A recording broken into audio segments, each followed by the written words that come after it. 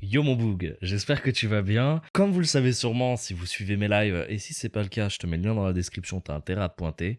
Je suis un grand fan de songes. J'en fais quotidiennement et j'ai très souvent les mêmes questions qui reviennent. Je me suis donc dit c'est chelou, ça fait un moment que c'est sorti et c'est quand même une partie qui est assez floue de Dofus. Donc let's go, je vous ai préparé une grosse vidéo divisée en deux catégories. La première sera uniquement consacrée à l'explication des songes. J'essaierai de faire au plus concis et rapide pour pas que la vidéo dure 30 minutes. Et la deuxième à optimiser sa run de songe pour qu'elle soit le plus rapide et efficace, que ce soit pour rush les coffres ou alors pour rush les étages. Cette vidéo m'a demandé un peu plus de taf que d'habitude, donc si vous avez aimé la vidéo, n'oubliez surtout pas de liker et de commenter, ça me fait plaisir. Si vous avez la moindre question, que j'ai oublié quoi que ce soit, ou vous avez une information à modifier car je ne détiens pas la vérité absolue, n'hésitez pas à la donner dans les commentaires, ça aidera forcément quelqu'un, et puis ça permettra de faire de cette vidéo une ressource assez utile pour tout le monde. Excellente vidéo à vous les refs.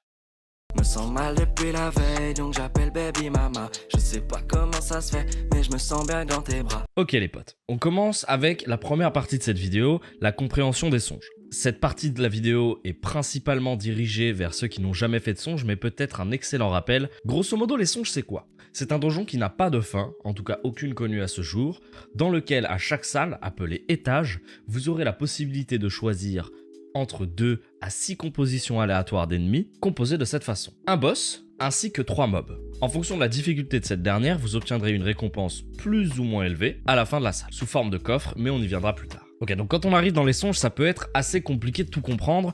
On va donc essayer de diviser les songes afin que vous compreniez un peu plus pourquoi il y a certaines couleurs, etc. Donc, grosso modo, les songes, ils sont divisés en 6 parties.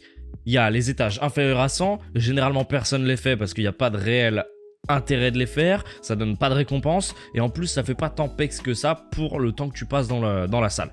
En tout cas, corrigez-moi, je les ai jamais fait. Les étages blancs, ils sont au nombre de 30, c'est les premiers que tu dois faire. Ils sont un peu chiants, les récompenses sont vraiment nulles, il y a rien d'intéressant, mais il faut les faire. On verra néanmoins qu'ils ont une importance toute particulière dans l'optimisation des songes de la partie 2 de la vidéo. Les étages jaunes, avant, ils étaient pas si ouf que ça, mais avec le hub de certaines légendes, ils commencent à être intéressants. Ce sont néanmoins pas les meilleurs du donjon, hein, soyons honnêtes, mais ils sont assez sympas à faire. Les étages bleus, qui suivent les étages jaunes, sont d'étage 270 à 325. Les récompenses qu'on peut y trouver sont sacrément cool. On commence à rentrer dans la partie intéressante des songes. Après les étages bleus, on arrive aux étages violets. C'est le vif du sujet. C'est la raison pour laquelle la plupart d'entre vous iront en songe. Les récompenses sont pour la plupart très intéressante. Encore une fois, faut pas tomber sur les reflets oniriques ou les élixirs chroniques, sinon on est assez triste, mais ça vous verrez vous-même. Vous n'aurez aucun problème à trouver des alliés étant donné que tout le monde veut en faire. Au-dessus des étages violets, à partir de l'étage 400, vous ne gagnerez plus de récompenses, en tout cas sous forme de coffre. Donc à partir de cet étage, nombre d'entre vous relanceront une run pour repartir de l'étage 200, car à partir de l'étage 400, c'est uniquement pour les joueurs en quête de PVM un peu plus difficile, ou alors de prestige, en obtenant des ornements qui sont, pour certains, très durs à obtenir, voire inobtenables. Depuis le début de la vidéo, je suis en train de vous hyper avec des ressources, des coffres, etc. Il est temps d'aborder le sujet qui intéresse la plupart de ceux qui regardent cette vidéo, les récompenses. Comme vous avez pu le comprendre, il y a 4 types d'étages qui vous fourniront des récompenses, les jaunes, les bleus, les violets et les blancs. Il existe 4 couleurs de coffres pour 3 tailles de coffres différents. Il y a les narcassettes, ce sont les tout petits coffres.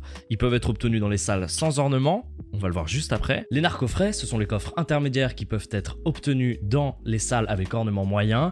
Et puis les narques, ce sont les coffres les plus intéressants, les gros coffres comme on les appelle, qui contiennent les ressources pour la plupart du temps les plus intéressantes, telles que des légendes valorisées à plusieurs dizaines de millions de kamas, en tout cas sur Elysiel. Ok, donc on va passer à l'analyse d'une salle de songe afin qu'on y voit un peu plus clair parce qu'il y a beaucoup de trucs à analyser.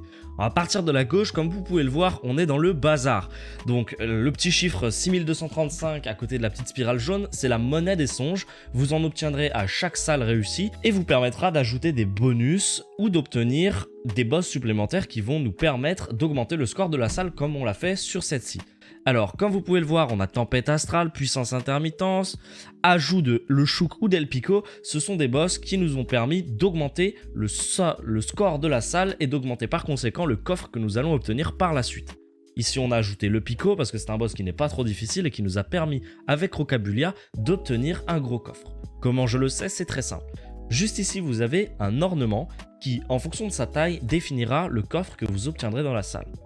Régnier et Pico que vous avez à droite ne donnera qu'un petit coffre. El Pico et le Corailleur Magistral vous donneront un coffre de taille moyenne, et El Pico et Crocabulia vous donnera un coffre de grosse taille. Le petit 1, 2, 3, vous l'aurez compris, c'est le numéro de la salle. Petite icône violette à droite de ce chiffre symbolise le cauchemar de la salle. Le cauchemar, c'est quoi? Grosso modo, c'est un challenge supplémentaire qui compliquera la difficulté de la salle. Vous le découvrirez par vous-même, ça n'a rien de bien sorcier. En dessous des doubles boss, vous pouvez voir que certains bonus sont à obtenir. En effet, ils ne sont pas disponibles maintenant, mais le seront à la fin de la salle si vous la réussissez. Vous n'obtiendrez bien évidemment que ceux de la salle que vous aurez accomplis. Ceux des deux autres salles seront donc disparus à jamais. Il faut donc des fois savoir faire des sacrifices pour obtenir ce qui vous intéresse le plus. En l'occurrence, sur Pico Crocabulia, j'ai un gros coffre ainsi que vitalité avancée. Ce sont deux choses très utiles. On va donc partir sur cette salle. Mais nous aurions pu également partir sur Pico et Corailleur Magistral, étant donné qu'on obtenait puissance supérieure, la deuxième stat la plus importante. En passant votre souris sur un des mobs d'une salle, vous pouvez voir la salle en question. En l'occurrence, lorsque j'ai passé ma souris sur l'araignée, j'ai pu constater qu'il y avait un Pico, une araignée, donc on le savait déjà, ainsi qu'un Dragnarok, un Barbroussa et une Arachnosée. Donc il peut être utile de regarder quels sont les mobs inclus dans la salle, car oui, les boss sont les majeurs problèmes des salles, mais il ne faut pas oublier, les mobs aussi sont aussi boostés. Maintenant qu'on a fait l'analyse d'un étage et qu'on a présenté grosso modo comment fonctionnaient les songes, je vais vous donner quelques bons points à savoir lorsque vous allez partir en songe. Alors premièrement, chaque run est lié à un personnage. Ce n'est pas parce que vous faites 70 étages avec un ami à vous que vous pourrez reprendre à cet étage-là sans lui. Il va falloir retourner avec lui si vous voulez repartir à cet étage. Afin de lancer un boss en songe, il faudra préalablement l'avoir fait en dehors. Il est donc assez utile de lancer une run de songe par une personne ayant beaucoup de points de succès, étant donné que les bonus obtenus lors des salles sont accessibles uniquement si certains succès du boss en question ont été accomplis. Il serait apparemment possible de débloquer des succès mobs en songe. Je dis apparemment car il semblerait que cela ne soit pas toujours le cas. C'est néanmoins arrivé plus d'une fois. C'est pour ça que je l'ajoute ici. N'hésitez pas à me le dire dans les commentaires si ça vous est déjà arrivé. Faire un chal augmente le nombre de points de rêve obtenus et pourrait permettre d'améliorer le coffre. Je dis pourrait parce que, encore une fois, c'est assez flou. Des fois ça arrive, des fois pas. Expliquez-moi dans les commentaires si vous avez une analyse rationnelle de ce point. On va désormais attaquer la deuxième partie de cette vidéo, celle pour laquelle nombre d'entre vous sont présents. Je tiens à dire que cette technique n'a pas encore été dévoilée sur YouTube, que très peu la connaissent, donc je tiens à remercier infiniment Nive qui m'a donné cette technique, avec qui on a testé, et on peut le confirmer, ça marche bel et bien. Donc je vous invite à aller voir sa chaîne YouTube que je mettrai en description de la chaîne et sûrement dans les commentaires. Il fait des solotages de donjons, c'est un super gars. Et en plus de ça, c'est lui qui a trouvé la technique. Donc let's go le voir. Ok, donc premièrement, on a pu remarquer que un bonus choisi en tout début de run apparaîtra plus souvent par la suite. Donc nous, ce qu'on a fait, c'est qu'on a rush des bonus très intéressants dès la salle 1. Donc on a reroll la salle jusqu'à tomber sur un bonus qui nous intéressait, en l'occurrence vitalité mineure, afin de pouvoir l'obtenir plus souvent par la suite. Dans un premier temps, ce qu'il va falloir faire dans les étages blancs, ça va être vous focus sur la vitalité mineure.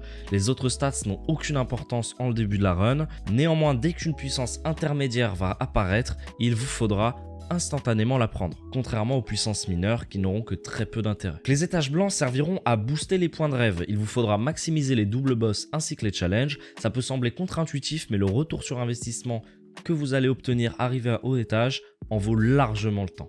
Une fois arrivé aux étages 280, prendre 50 de chaque stats et ensuite uniquement les plus 75. Il faut cependant se focaliser sur les vitalités et les puissances dès que disponibles. Dans les étages 325, il vous faudra impérativement avoir 5000 points de rêve.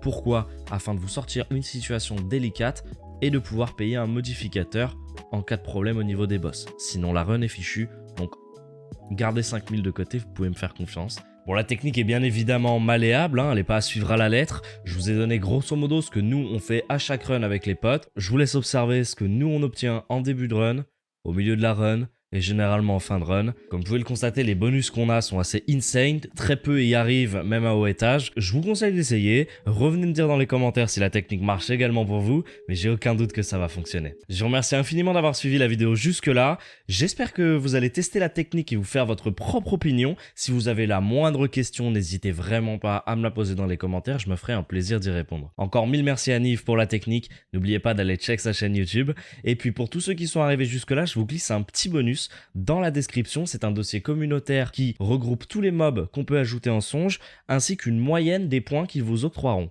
Donc ça peut être assez sympa s'il vous manque quelques points pour obtenir un coffre supplémentaire. Vous pourrez faire l'ajout et savoir si oui ou non vous obtiendrez le coffre. Voilà, merci encore d'avoir regardé jusque-là. Oublie pas ton like, oublie pas ton commentaire et à bientôt. Ciao. Baby mama, je sais pas quoi penser notre relation. J'ai l'impression qu'on tourne en rond, que la passion s'est perdue au décollage de l'avion. Oh bébé, bébé, j'essaie de faire abstraction de mes pensées, penser pour d'autres femmes.